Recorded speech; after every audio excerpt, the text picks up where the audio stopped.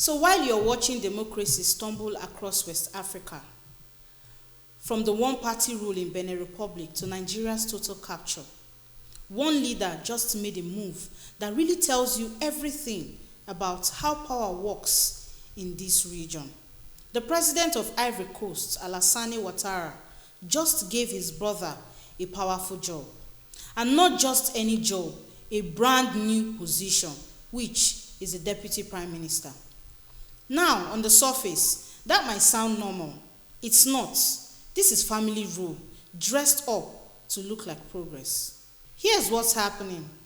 Ouattara won elections with nearly 90% of the votes. His party controls close to 80% of parliament. He is basically untouchable, at least on paper. But what he just engineered is darker than that. He's positioning his brother to take over when he eventually steps away. This isn't leadership. This is a dynasty forming right in front of our very eyes. It's a calculated plan to keep power inside one family, while millions of people in his country deal with poverty, unemployment, and no real options. But this is what really matters here. Across West Africa, while ECOWAS countries keep shuffling their relatives into power, the Sahel Alliance, that's Mali, Niger, and Burkina Faso, they have chosen a different path. They said no to this pretend democracy, no to family rule pretending to be democracy. So in this episode, we are going to break down exactly what Ouattara just revealed about ECOWAS and why millions of Africans are now betting on a different model instead. Now, back to the main story. Alassane Ouattara, at the very top, he is the president of Ivory Coast, and this is now his fourth term. Yes, fourth. He maneuvered through a constitutional workaround to claim an election he arguably had no right to claim. The man is in his early 80s. He is a former official at the International Monetary Fund. Yes, you heard that right. The same IMF the West is using to keep Africa in poverty. And in the October 2025 votes, he won nearly 90%. His party then took close to 80% of parliament in the December 2025 elections. On paper, Ouattara looks like a democratic machine, but on the ground, he is now building what looks like a dynasty. So here's what happened. On Friday, January 23, 2026, he announced a government reshuffle. Most ministers stayed put. No real surprises there. The prime minister kept his job, but then came the power move, which is his brother, Téné Birahima Ouattara. He kept his role as defense minister, defense, which, or I should say, one of the most powerful portfolios outside the presidency itself. But now, his brother also got something new, deputy prime minister, a position that was created just for him. This is not an accident. This is by design. This is Ouattara sending a message to his country and to the entire region that power is not leaving this family. Now, Ivory Coast didn't invent this. This is just how democracy operates in Africa. Let's take Tanzania, for example. In November 2025, the president there appointed her daughter as a deputy minister of education. Her son-in-law became health minister. Her family, now embedded in the system, while ordinary people protested election results. She had just won with something like 98% of the votes in October 2025. But protests erupted. The main opposition party claimed somewhere between 1,000 and 2,000 people were killed during the demonstrations. Over the span of about a week, the UN has reported evidence of police shooting at unarmed protesters. There were media investigations showing security forces firing on civilians, and even evidences of mass graves. Her family, positioned in power, her citizens dying in the streets. And then there's Nigeria.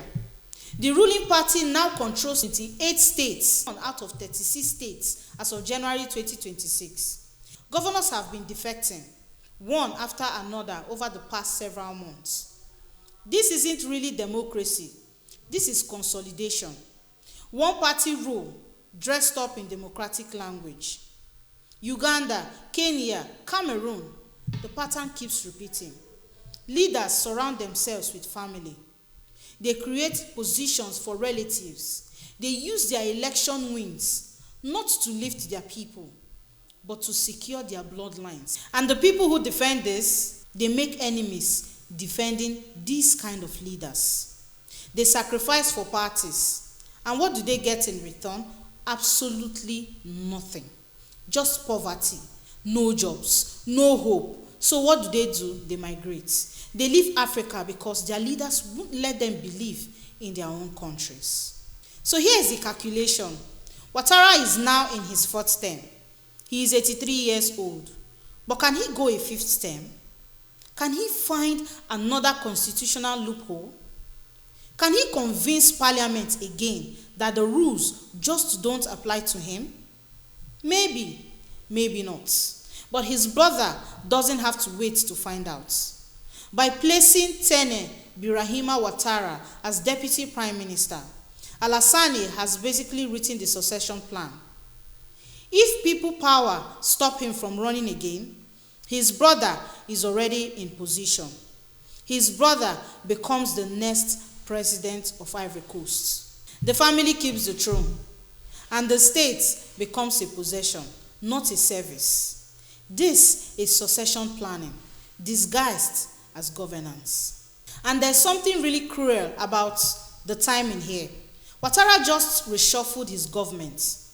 He brought in a new agricultural minister. The previous one had held the position since 2011 and finally stepped aside. Why the change now? One might ask. Global cocoa prices are all over the place, and Ivory Coast grows the cocoa that, frankly, the world drinks.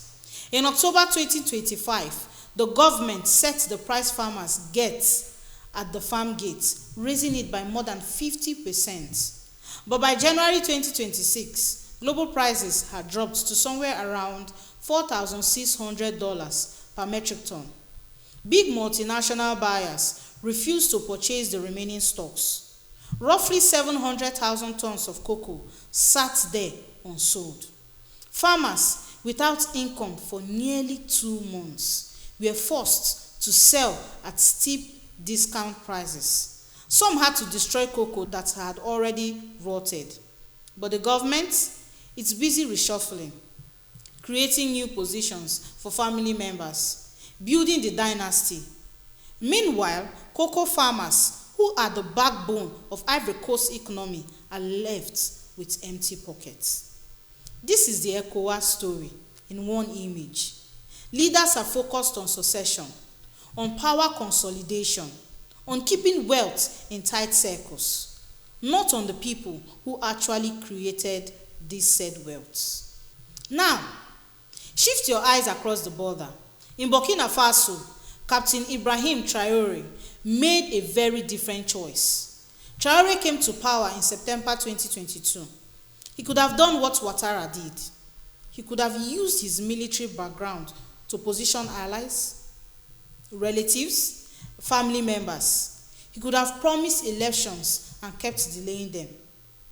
He could have amended the constitution to stay in power forever. But instead, what did he do?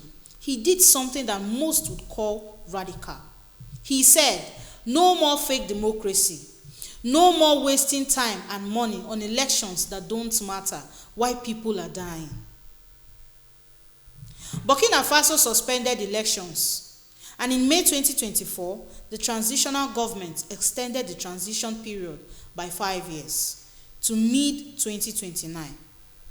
Not to keep Traoré in power forever, but to give his government time to deliver real results, which is security, agriculture, nation building, actual work, not just campaign speeches.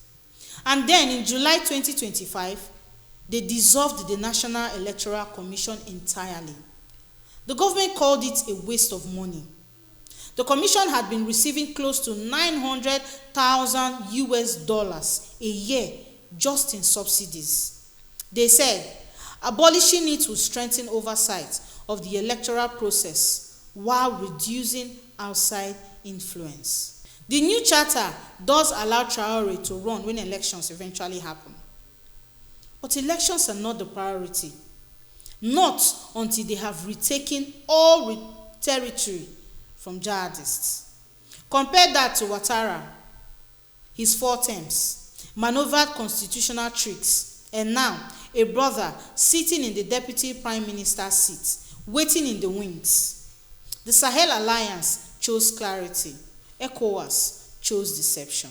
This is why the Sahel Alliance, which is the AES, is attracting millions of Africans, especially diaspora communities who are tired of watching the continent play musical chairs. Mali, Niger, and Burkina Faso formed the AES in 2023. They said, "We are leaving ECOWAS. We are leaving the French-aligned regional order. We are going to build something entirely different." In Burkina Faso, constitutional amendments were passed at the end of 2023 and approved in early 2024. The reforms focused on institutional change. French was relegated to just a working language, and the High Court was abolished.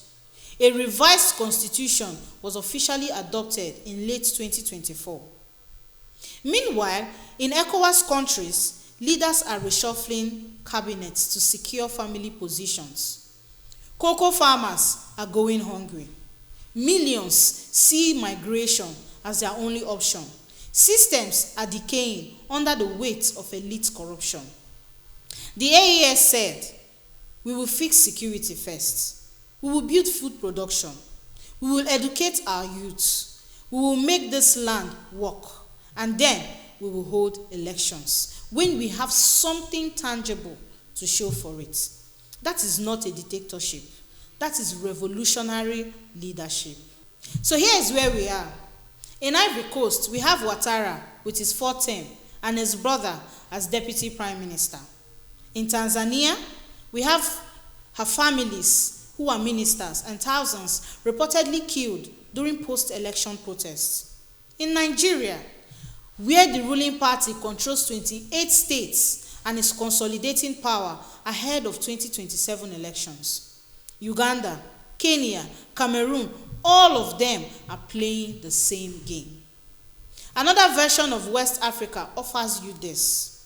Ibrahim Traoré and the Sahel Alliance, military leaders, yes, you heard that. But they have said, "We are not going to waste time on fake elections. We are not creating new positions for relatives. We are going to fix the country. And then we will let the people decide. We will build infrastructure. We will feed the people. We will secure our territory." This is Frontline Africa. If you value truths unfiltered and power reframed from an African lens, subscribe, like, and drop your thoughts. My name is P. Solomon, and I'll see you in the next episode.